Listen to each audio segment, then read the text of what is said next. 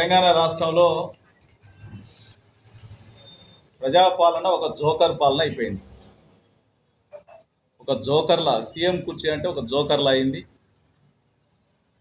తర్వాత తుపాకి రాముని మాటల్ని మైమరిపించేటువంటి చందాన వారి పాలన కొనసాగుతూ ఉంది.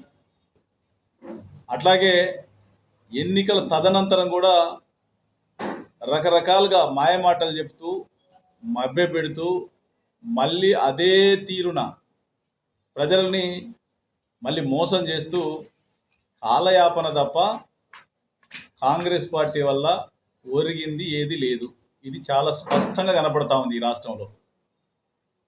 ఎందుకంటే ప్రజల్ని డైవర్ట్ చేస్తూ ప్రజల మూడు వారిచ్చిన హామీలని ప్రశ్నించకుండా ఉండడం కోసం రోజుకొక అంశాన్ని పైకి తీసుకొచ్చి అడావుడు చేస్తూ ఏదో జరిగిపోతూ ఉంది. బీఆర్ఎస్ పార్టీ నాయకత్వం కేసీఆర్ కానీ కేటీఆర్ కానీ హరీష్ రావుని కానీ జైల్లో పెడతాం లేకపోతే బొక్కలేస్తామని రకరకాలుగా మా కేడర్లో కూడా కొంత గందరగోళాన్ని సృష్టించి తద్వారా ఏదో లబ్ధి పొందాలి, రాజకీయ లబ్ధి పొందాలి అనేటువంటి చిల్లర మల్లర ప్రయత్నం తప్ప ఈనాటి వరకు ఈ రాష్ట్రంలో 2.5 లక్షల కోట్ల పైచీలకు అప్పులు చేసి ఈ రాష్ట్రాన్ని అప్పుల దిబ్బగా మార్చిండు తప్ప ఒక్క ఇటుక కూడా ఎక్కడ పెట్టినటువంటి దాఖలాలు కనిపించడం లేదు.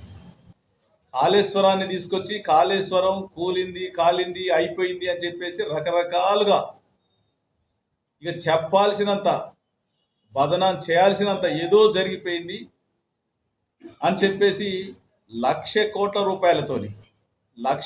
రూపాయలతోని ప్రాజెక్టు నిర్మాణం జరిగితే దాంట్లో 1,00,000 కోట్ల కుంభకోణం జరుగుద్దా? ఒక్కసారి ప్రజల్ని, విజ్ఞులైనటువంటి ప్రజలు, విద్యావంతులు, మేధావులందరూ కూడా ఒక్కసారి ఆలోచించాలని చెప్పేసి మిమ్మల్ని చేతులు జోడించి కోరుతా ఉన్నా. కాళేశ్వరం నుండి మొదలు పెడితే ఉమ్మడి నల్గొండ జిల్లా సూర్యాపేట వరకు కూడా తుంగతుర్తి సూర్యాపేట వరకు వచ్చినటువంటి నీళ్లు కాళేశ్వరం నీళ్లు కాదా, అక్కడ ప్రజలకు తెలియదా అని చెప్పేసి మేము అంటాము. అక్కడ కూలిపోయింది కాలిపోయింది అని అనుకుంటూనే మళ్ళీ నువ్వు గంధమల్ల ప్రాజెక్టు రిజర్వాయర్ని దగ్గర 570 కోట్లు అనుకుంటుంది. ఇక్కడ మన యాదాద్రి జిల్లాల భువనగిరి దగ్గర నువ్వు శంకుస్థాపన చేసినావు. మరి కాళేశ్వరం కూలిపోయి కాలిపోయి ఉన్న పరిస్థితి ఉంటే మరి నువ్వు ఎక్కడి నుండి నీళ్ళు ఇస్తానని చెప్పేసి నువ్వు గంధమల్ల ప్రాజెక్టుకి శంకుస్థాపన చేసినావు. అట్లాగే నిన్న గండిపేట దగ్గర నిన్న హైదరాబాదు డ్రింకింగ్ వాటర్ కోసం అని చెప్పేసి ఏదో అని చెప్పేసి పెట్టినావు. మరి నువ్వు కాళేశ్వరం నుండి నీళ్లు రాకుంటుంటే నువ్వు ఎక్కడికి వెళ్ళి నీళ్ళు తెద్దామని చెప్పేసి మరి శంకుస్థాపనలు చేసినావు. ఇది దగ్గర 7,000 పైచిలకు కోట్ల రూపాయలతో శంకుస్థాపన చేసినావు. అంటే నీ రాజీ డ్రామాలు ప్రజలు పూర్తిగా తెలుసుకున్నారు.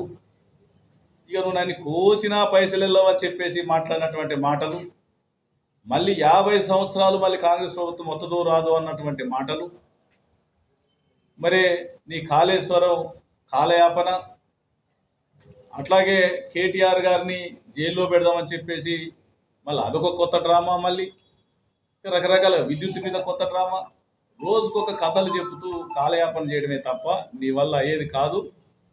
మీరు ఏమి చేయలేరు, ఈ రాష్ట్రాన్ని దివాలా తీపిస్తారు తప్ప ఏమి చేయలేరు అని చెప్పేసి ఈ సందర్భంగా తెలియజేస్తాను. తెలుగులో ఫాస్టెస్ట్ న్యూస్ ఇప్పుడు కొత్త అవతారంలో 5 సెకండ్లోనే పూర్తి వార్తా సమాచారం మీ చేతిలో. సోషల్ మీడియా ట్రెండ్స్ మీ కళ్ళ ముందుకే live TV and voice search ఆప్షన్స్తో ఇప్పుడే డౌన్లోడ్ చేయండి. యాప్ లింక్ డిస్క్రిప్షన్లో ఉంది.